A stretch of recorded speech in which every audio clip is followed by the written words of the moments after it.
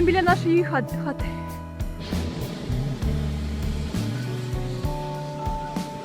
Клас! Що саме тут? Він що, здувся?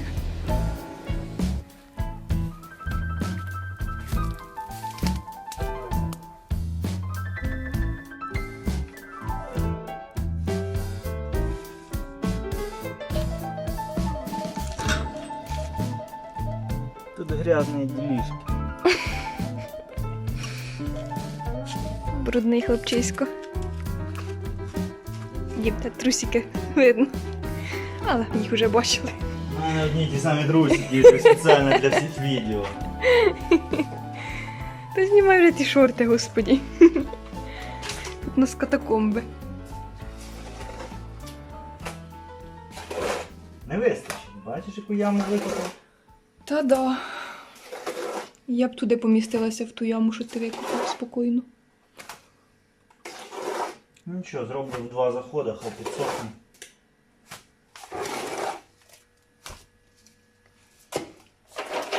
Тут так атмосферно в тебе, Дім. Лампочка така. В щілині висить. Лампова. А щілина, звісно, тут у нас. До речі, щілини майже не було видно. То отож. Поки не відкрив. Це те, що було сіточкою і шпакльовочкою, да, заліплено. Не тільки, там ще перед цим хтось спершу глиною замазував, так, знаєш, як поверх прямо, а хтось ховав сіточкою. А в мене ще одна подружка появилась.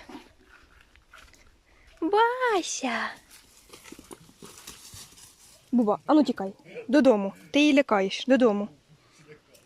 Моя дівчина. Ти ж запутаєшся. Понятно. Поки що не хоче вона дружити зі мною. Буба, звали, ти її лякаєш. Тікай, додому. Давай.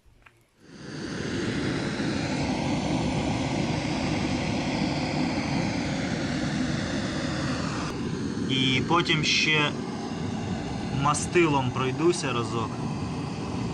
Перед тим як заліплювати, хай трошки поглине масло. Кут поступово підсихає.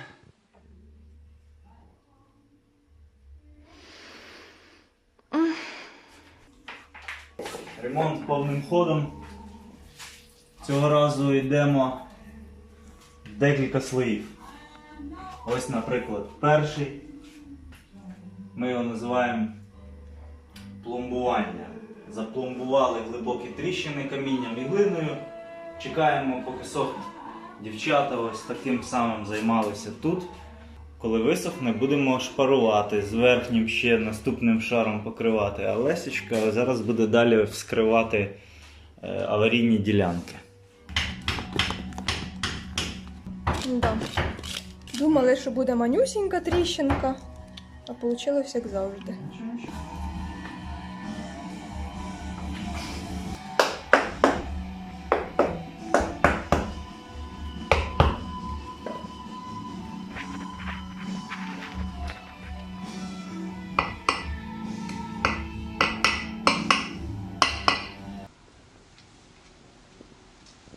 Журавлина, льон, арахіс, фінік і суміш злаків.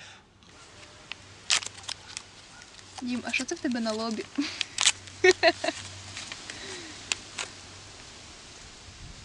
Дякую. На здоров'я.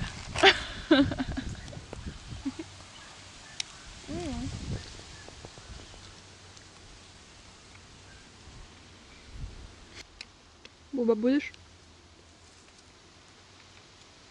Ей, ні.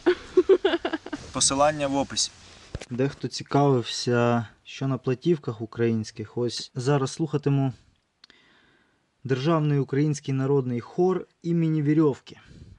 Такі пісні, як «Била мене мати», «Не жонатий ходжу», «Тихо над рікою», «Гандзя», «Ой, чорна я, се чорна», «Пожену я сиві воли до води».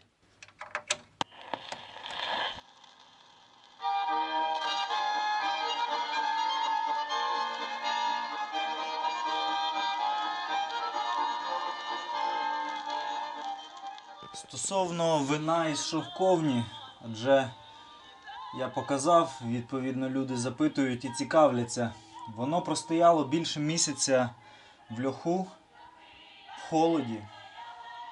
Проте на смак я відчуваю легенький процес бродіння, тобто воно таке ігристе. І, чесно кажучи, не зовсім те, чого я очікував, хоча, можливо, ще рано говорити про смакові якості. Насправді я ніякий не винороб, я лише ділюся своїм аматорським досвідом. Зараз воно відстоялось, ось ми бачимо осад, і відповідно я хочу найчастіше зараз злити в іншу баночку, аби відділити молоде вино, якщо воно в мене вийде, від осаду і інших решток, які сприяють, можливо, процесам бродіння, які мені вже не потрібні. Я відчуваю в ньому алкоголь, воно якось незбалансовано кисло-солодке, і, можливо, з часом якості смаку будуть відрізнятися, змінюватися. Побачимо. Зараз я його поки що зливаю в іншу банку. Постараємося злити найчистішу рідину, без будь-яких решток, ягід. Дивіться, які дві подруги постійно у мене гуляють по подвір'ю. Блонда то така, звичайна, а брюнетка, дивіться, яка красуня.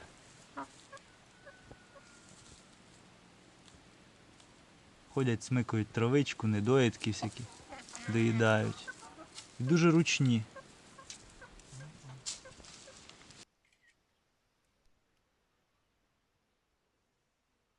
Хто ти тут? А, Риксон. Да, Клас. Книжку Помила мож. Мерсі. Просили румтур зробити. Казали, покажіть румтур вашої хатки. От румтур. Пожалуйста. Ласкаво просимо. Гостьова кімната. Що ми маємо? Декілька таких тріщин. Деякі дивляться на вулицю. Там окремо треба буде погратись добре. Затромбовуємо камінчиками всі далекі щілини і залишаємо.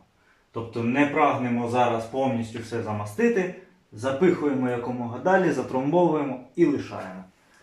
І те саме чекає ту стіну. Там взагалі треба буде конкретно ще півдня пововтузитись. Тут так само. Тому поки що румтур закінчуємо на даному етапі. Козлик, який я робив для розпилювання дров, стає в нагоді при збиранні урожаю слив, яких щороку так багато, що ми не встигаємо придумати, що з них робити. Минулого року я зробив смачний соус кемалі за грузинськими рецептами. І ще досі лишилося пару баночок. Цього року мамуля робить соуси. Є думки зробити якусь налівочку, а для цього треба хороший спирт. Можливо, хтось має хороший спирт і хороші поради, то залюбки вислухаю. Я хотів взагалі спробувати зробити чорнослив за старими рецептами. Почав шукати в інтернеті. І як виявилося, їх, на жаль, геть одиниці. І там все основане на згадках бабуль.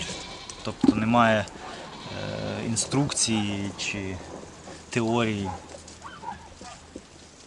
Я спершу думав, що можна їх зробити в печі, але ця процедура така складна, що піч треба дуже добре знати, особливо її градус. Градус має бути таким помірним, і аби вони не спеклися. І треба тримати дуже довго годин, потім знову підсушувати, потім ще тримати кілька годин на більш сильній температурі. Тобто це така процедура непроста, тричі треба робити в печі. І тому дізнався, що колись бабулі робили це в окремих спеціально зроблених пічках на дворі. Щось по принципу коптильні, але спеціально для слив, бо є і жар, і трошечки диму, відповідно, він дає оцей такий неповторний смак. Були навіть деякі села, здається, на Полтавщині, які славилися от своїми найкрутішими чорносливами, різними наливками із сливи. Там, здається, досі якісь фестивалі навіть проводять на цю тематику.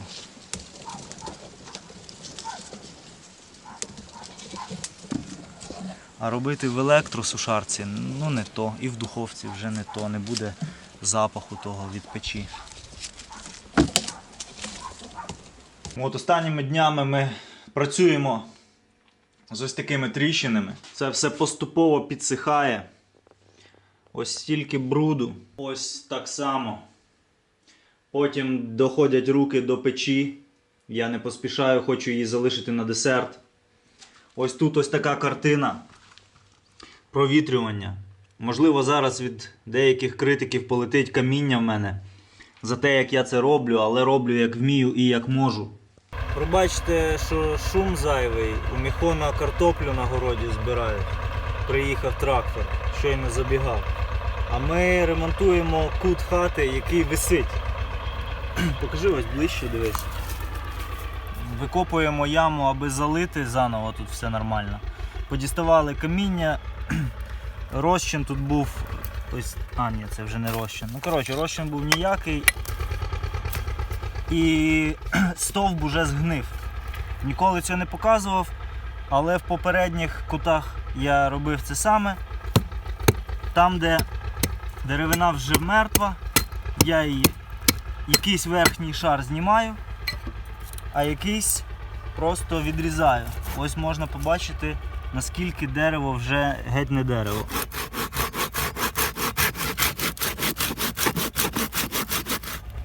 От на такому вже нічого триматись не буде і скільки не підкладай. Тому зараз будемо обрізати до більш-менш цілого дерева і заново підкладати опору.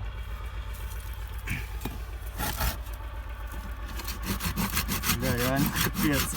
Обрізали стовп, залили це все, підклали каміння. І я навмисне розбив це на два етапи, аби висохла остаточно і затверділа оця підпорка. І залишив невеличкий об'єм, куди планую зацементувати і забити каміння, щоб воно щільно-щільно підпирало стовп. Зараз, мабуть, його оброблю мастилом, аби зупинити його подальшу руйнацію. Хоча насправді воно сильно вже не збереже дерево, воно дуже старе. І той шмат, який я відрубав, взагалі вже просто розсипався в попіл. Тут більш-менш я дійшов до такої міцної деревини.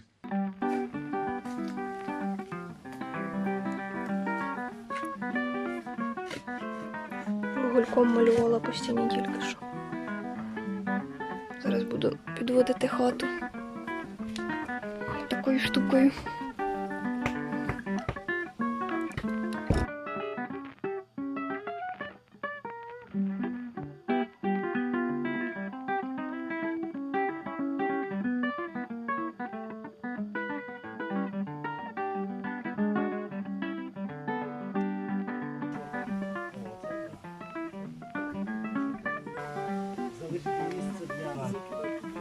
Так, підмурок усюди краще. Ніколя. Діма, що це робиться? Ти що, блін? Давай сюди.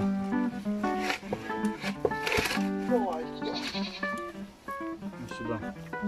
Укріпляється хата. Два. А самий головний помощник – це от хто. Жіночко. Я думаю, оцей потім поставлю. Чудо мале. Очі зніми там, да, видно. В неї має бути багато і великі. В неї дуже гарний зір, вона багато бачить.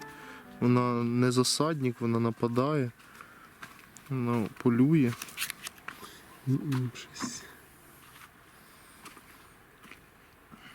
Вона завмерла в тріщинку, лягла. Вся дуже в класних ворсинках. Бачу. Відпустимо її. А що це тут за хазяйки такі? Я не поняла, ти, кучерява. Обнаглівші сусідські курі.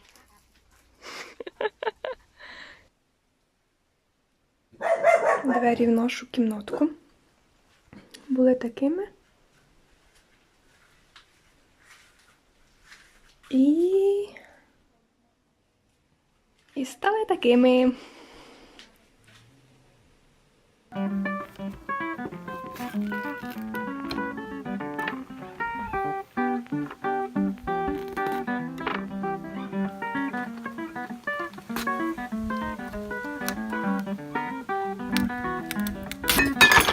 Ха, Василя, я стою, дивлюсь на пляшку і думаю.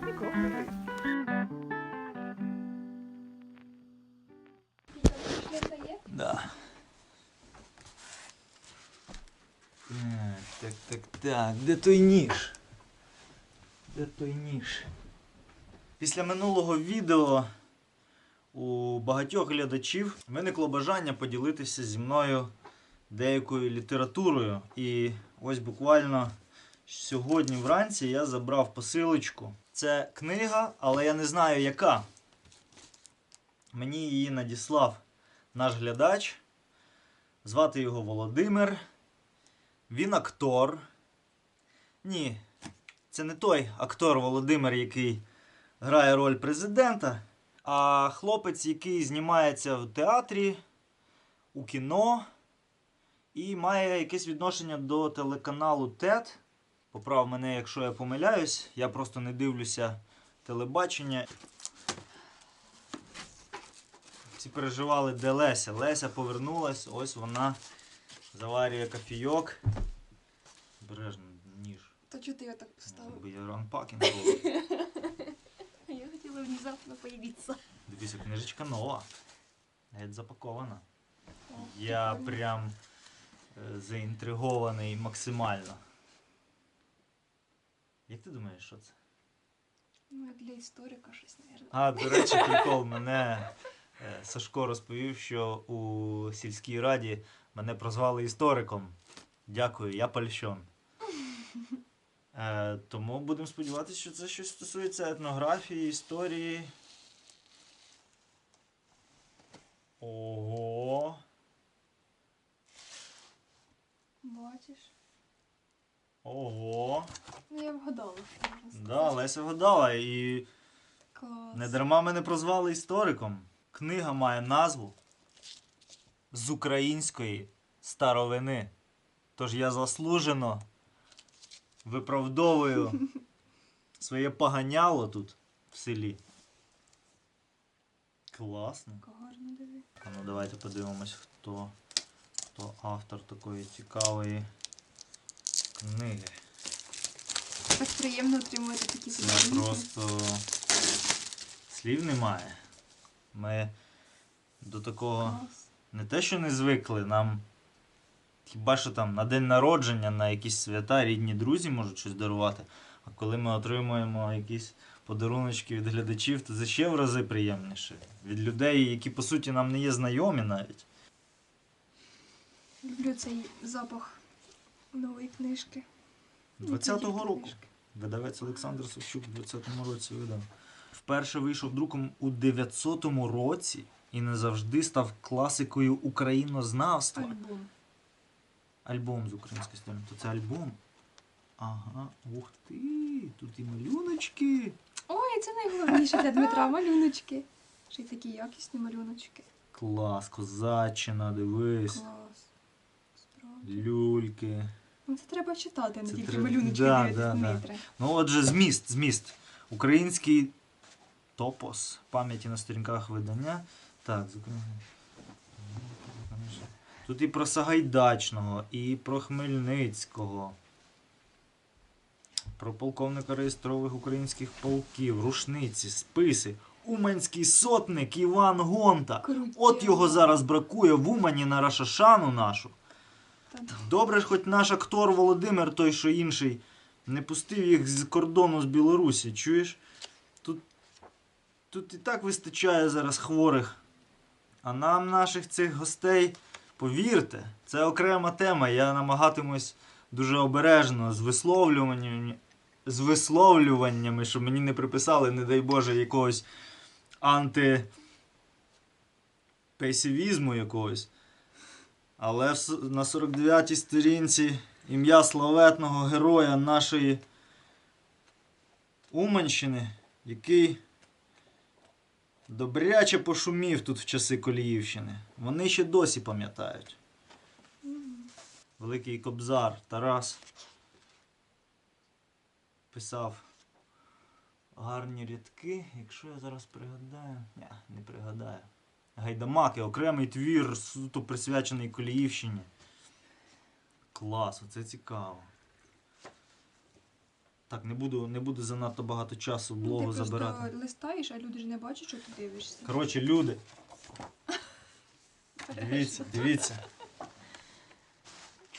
Ось такі подаруночки. Вельми вдячні Володимиру. Я, до речі, оця книжечка буде стояти поруч з... Круто. Да.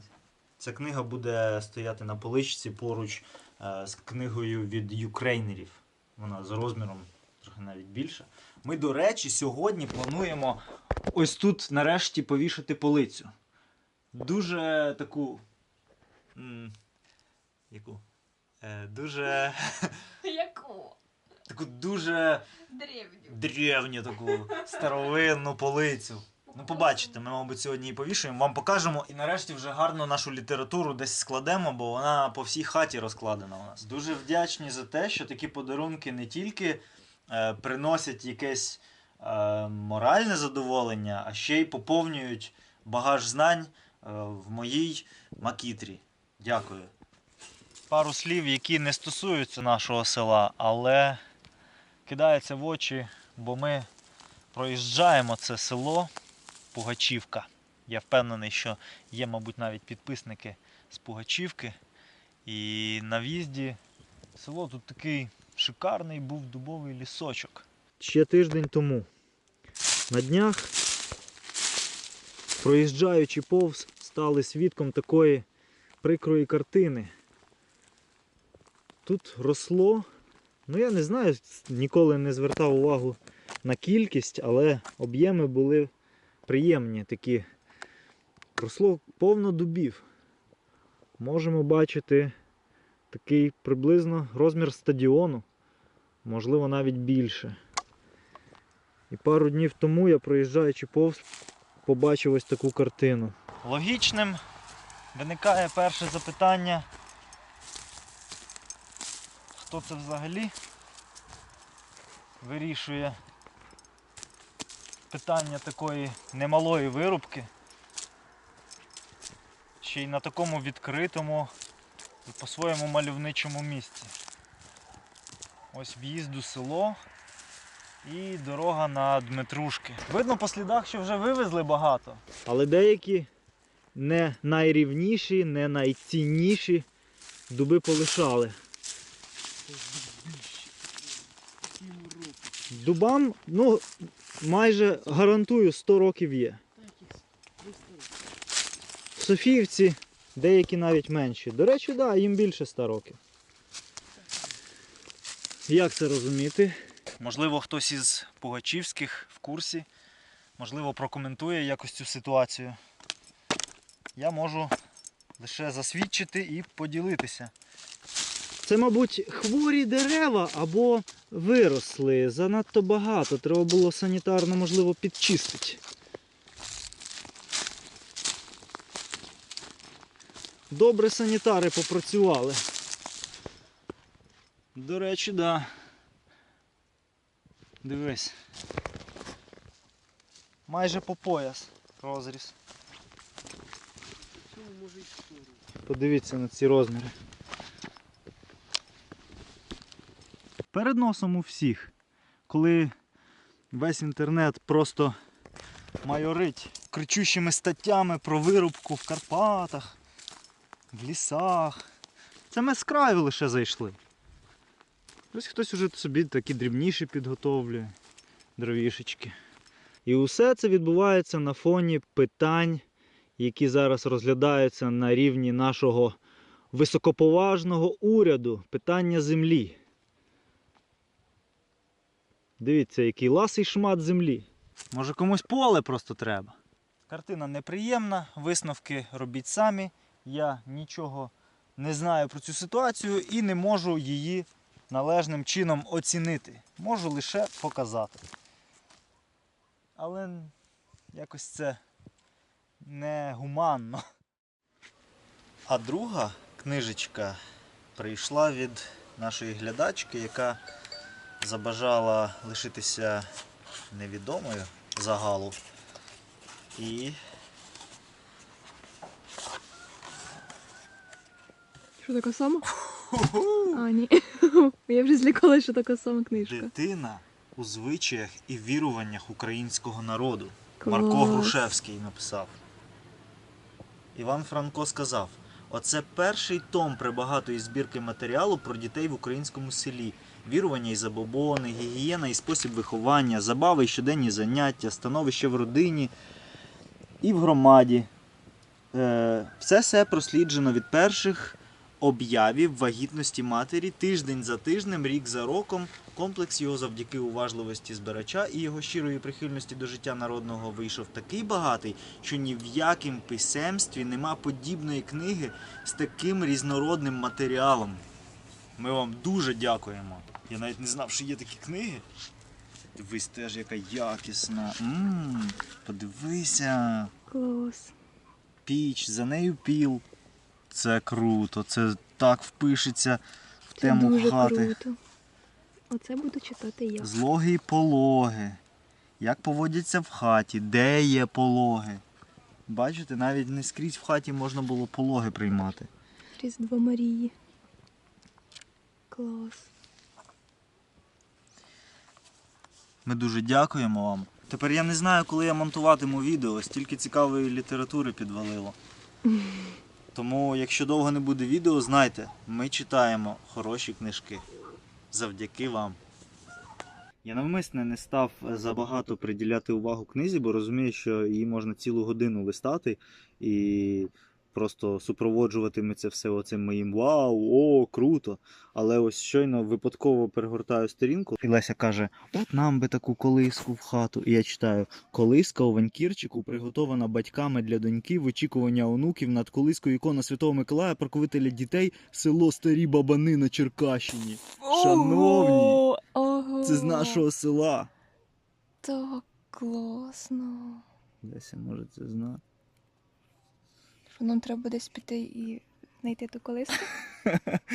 Чи що? Блін. А ну, хто дивиться із старих бабанів? Можливо, хтось знає, з якої хати ця фотографія.